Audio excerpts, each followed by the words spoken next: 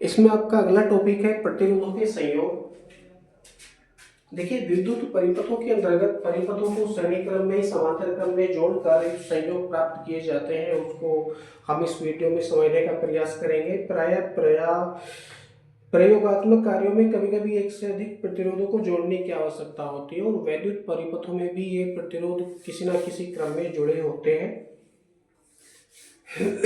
यह दो प्रकार से किया जा सकता है, पहला श्रेणी क्रम में और दूसरा समांतर क्रम में।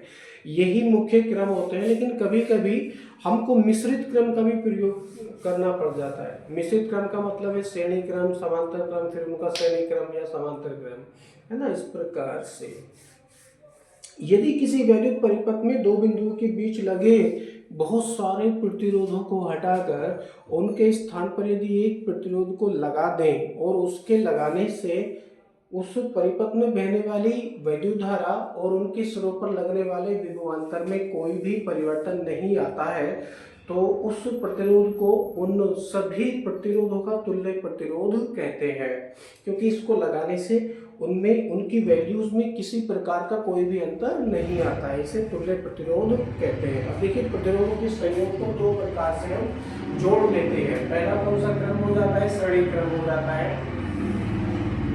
पहला कौन सा क्रम आ जाता है? श्रेणी क्रम हो जाता है, श्रेणी क्रम। और दूसरा कौन सा क्रम हो जाता है? समांतर क्रम हो जाता है। दूसरा समांतर क्रम हो जाता है। जैसा कि हमने संधारित्रों को श्रेणी क्रम और समांतर क्रम में जोड़ा था, उसी प्रकार से इन संधारित्रों को भी श्रेणी क्रम और समांतर क्रम में जोड़ सकते हैं। श्रेणी क्रम का मतलब क्या रहता है कि ऐसे सभी यंत्र जो एक ही तार से जुड़े हो, एक ही तार से जुड़े हो, उन्हें श्रेणी क्रम में कहते हैं। इसका चित्र कैसे बनेगा? श्रेणी क्रम के लिए अगर हम करेंगे तो भाई मान लीजिए ये कोई सेल है, ये क्या है? सेल है, और इस सेल से प्रतिरोध ले लेते हैं R1 R2 R3, R1 R2 R3। Practical कर रहे हैं हम। मान लीजिए ये प्रतिरोध आपका पहला है, इसकी वैल्यू कितनी है? मान लीजिए R1 है। दूसरा प्रतिरोध है, इसी तार से जुड़ा है, सिंगल वायर से, मान लीजिए इसकी वैल्यू R2 है। तीसरा संधारित्र है प्रतिरोध, मान लीजिए ये R3 है, इसकी वैल्यू कितनी है? R3 है। और ये एक ही चालक तार से किसी बैटरी से इस प्रकार कनेक्टेड है।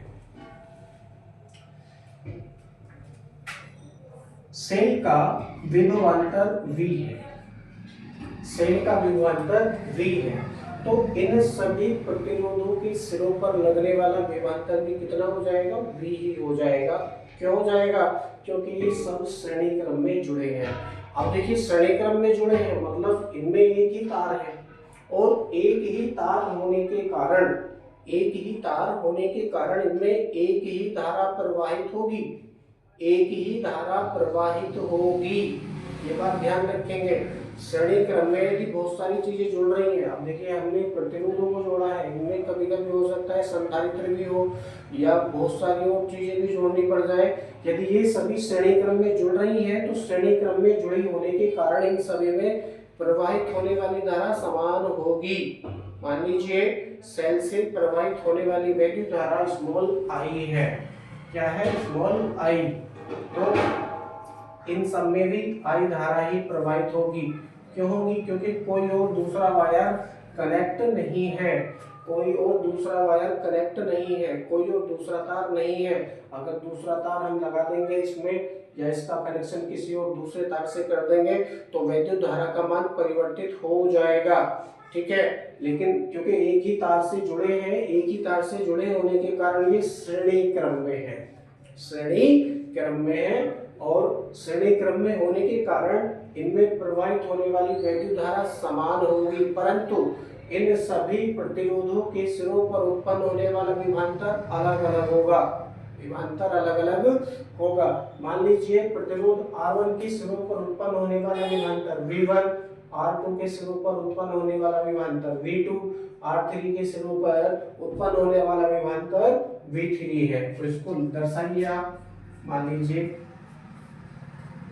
R1 के सिरों पर विभवांतर V1, R2 के सिरों पर विभवांतर V2, R3 के सिरों पर विभवांतर V3 उत्पन्न हो जाता है। सेल से लिया जाने वाला विभवांतर कितना है भाई, मान लीजिए सेल का विभवांतर V है, सेल का विभवांतर V है, तो ये विभवांतर ही इन प्रतिरोधों के सिरों पर उत्पन्न हो जाएगा। दूसरा बड़ा कारण ये है कि ये एक ही तार से जुड़े हैं, तो इनके सिरों पर भी विभवांतर क्या होगा, V ही हो जाएगा। विभवांतर क्या हो जाएगा, V ही हो जाएगा। इस कुल विभवांतर को ही हम ज्ञात कर लेंगे, कुल विभवांतर को ही हम ज्ञात कर लेंगे। क्या हो जाएगा कुल विभवांतर, या सेल से दिया जाने वाला विभवांतर, लिखेंगे कुल विभवांतर। श्रेणी क्रम समझा रहा हूं क्योंकि धारा तो ज्ञात नहीं कर सकते हैं। धारा ज्ञात इसलिए नहीं कर सकते क्योंकि समान वैद्युत धारा है, समान वैद्युत धारा है। तो कुल विभवांतर आप ज्ञात कर लीजिए। इसमें क्या हो जाएगा, V equal to V1 plus V2 plus V3।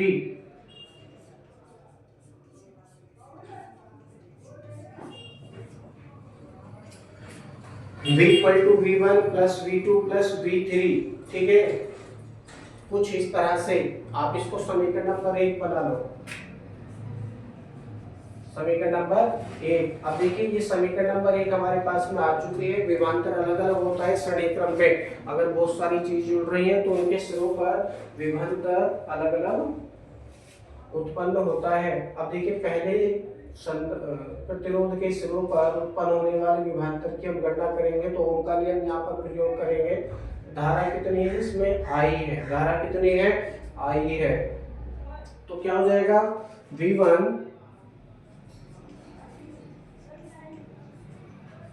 Equal to IR1।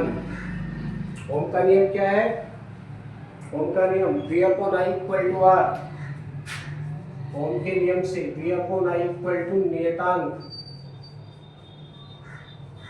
और नियतांक क्या आता है, R आता है।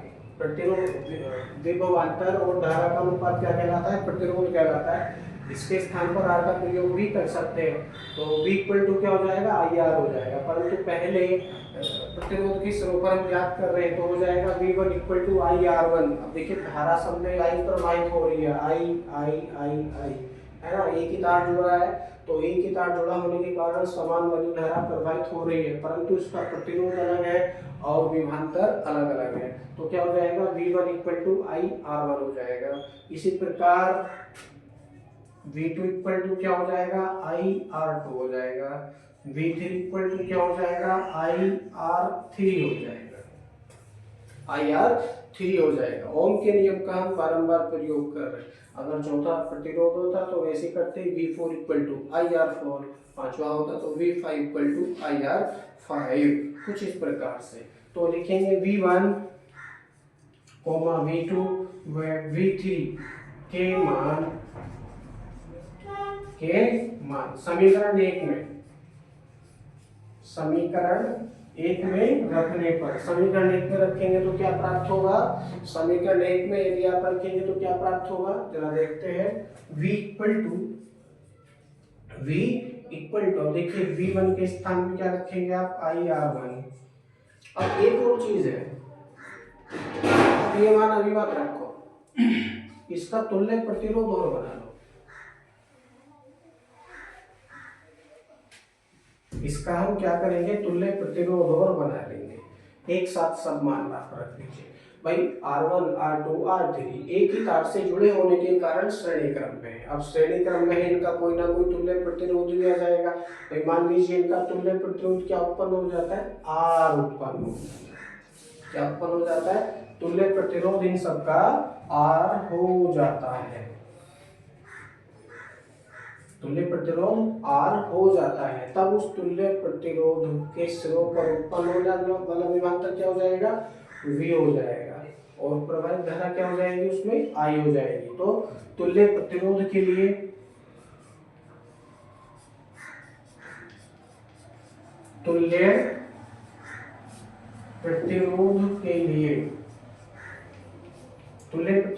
क्या हो जाएगा, V इक्वल टू IR हो जाएगा। तो ये सभी मान समीकरण 1 में अब रखो, लिखेंगे ये सभी मान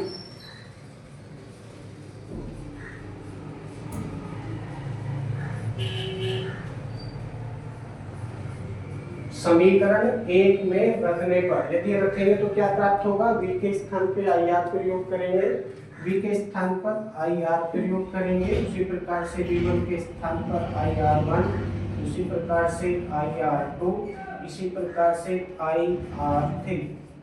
कुछ इस प्रकार से ये वैल्यू हो जाएगा। देखिए सब में आई आई आई है ना, यहाँ पे भी आई है, तो आई को कॉमन कर लीजिए, कॉमन कर लेंगे तो क्या बचेगा, आई आर इक्वल टू आई को कॉमन कर लिया, अब यहाँ बचेगा R1 plus R2 plus R3। अब देखिए बराबर में है आई आर, उधर आई चल रहा है गुणा में, तो आई से आई को आप काट सकते हैं, लेकिन काटेंगे नहीं, ऊर्जा है, ऊर्जा संरक्षण नियम के अनुसार ऊर्जा ना तो उत्पन्न होती है और ना नष्ट होती है, बल्कि एक रूप से दूसरे रूप में परिवर्तित होती है। तो आप इसको काटिए मत, है ना, काट देते हैं तो केवल धारा से धारा को नहीं काटेंगे, केवल क्या करेंगे, छोड़ देंगे। क्या करेंगे, छोड़ देंगे। तो क्या प्राप्त होगा हमको, यदि इनको छोड़ेंगे तो R equal to R1 plus R2 plus R3, ये हमको वैल्यू प्राप्त होती है।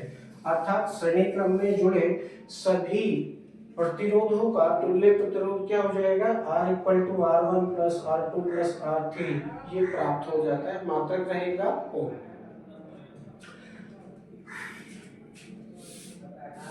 अतः स्पष्ट होता है कि श्रेणी क्रम में जुड़े हुए प्रतिरोधों का तुल्य प्रतिरोध उन प्रतिरोधों के योग के बराबर होता है। अतः स्पष्ट होता है कि श्रेणी क्रम में तुल्य प्रतिरोध का मान प्रत्येक प्रतिरोध के अलग अलग मान से अधिक होता है। अब देखिए ये भी लाइन बहुत इंपॉर्टेंट मैंने बता दी है आपको, कैसे होता है जरा इस पर भी हम विचार कर लेते हैं। तुल्य प्रतिरोध कौन सा है, इसमें R है।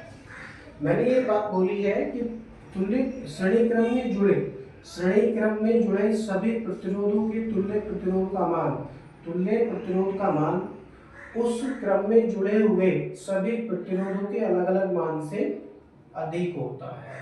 कैसे होता है भाई, R1 की वैल्यू मान लीजिए कितनी है, R1 की वैल्यू है यहाँ पर 1 ओम, फिर 2 ओम, फिर 3 ओम, इस प्रकार से, और ये सभी श्रेणी क्रम में जुड़ रहे हैं, सभी श्रेणी क्रम में जुड़ रहे हैं, और श्रेणी क्रम में जुड़ रहे हैं तो यहाँ पर हम तुल्य प्रतिरोध ज्ञात करेंगे तो क्या हो जाएगा, 1 प्लस 2 प्लस 3, 1 प्लस 2 प्लस 3, तो कितना हो जाएगा ये, 1 और 2 3 और 3 6, यानी R इक्वल टू क्या हो जाएगा, 6 ओम आ जाएगा। ये किसकी वैल्यू है, ये तुल्य प्रतिरोध की वैल्यू हमको प्राप्त हुई है। यदि ये श्रेणी क्रम में जुड़ रहे हैं, पहला प्रतिरोध 1 ओम हो गया, दूसरा 2 ओम हो गया, तीसरा 3 ओम हो गया, यदि श्रेणी क्रम में जुड़ रहे हैं तो इन सबका तुल्य प्रतिरोध क्या आ जाएगा, R इक्वल टू 6 ओम आ जाएगा। तो तुल्य प्रतिरोध की वैल्यू कितनी है, 6 ओम है। अब 6 ओम की वैल्यू इन सभी प्रतिरोधों से बड़ी है, इन सभी प्रतिरोधों से बड़ी है, R1 से भी बड़ी है, R2 से भी बड़ी है और R3 से भी बड़ी है। ठीक है। अतः जब हमको किसी भी परिपथ में उच्च प्रतिरोध ज्ञात करना हो या उच्च प्रतिरोध की आवश्यकता पड़ती है तो वहां पर हम बहुत सारे प्रतिरोधों को श्रेणी क्रम में जोड़कर उच्च प्रतिरोध ज्ञात कर सकते हैं, उच्च प्रतिरोध ज्ञात कर सकते हैं। ठीक है, तो उच्च प्रतिरोधों को जोड़ने के लिए कौन से क्रम का प्रयोग होगा, श्रेणी क्रम का। श्रेणी क्रम में जोड़कर आप प्रतिरोधों का उच्च प्रतिरोध बना सकते हैं। आई होप वीडियो समझ में आया होगा, यदि नहीं समझे हैं तो वीडियो को आगे पीछे करके आप देख सकते हैं। बाकी जो क्रम है आपका अगला वो अगली वीडियो में।